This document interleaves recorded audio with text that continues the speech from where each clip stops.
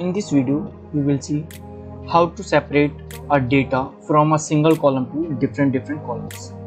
So here you can see I have a data in which is separated by columns and commas. So here for that we have to just select the data. After that I have to click text to column, after that next, and then here you have to just click on that particular thing which is separated by.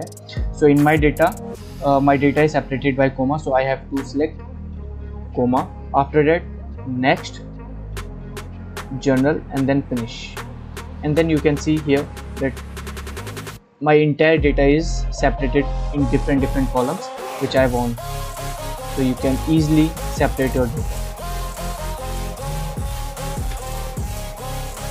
So, and now if you want to decorate your entire data, so just select one column and then Alt O and A. Then you will see here auto fonts here. So there are many of auto fonts, and then select any one. I choose this one, and now you can see my data, which is really a good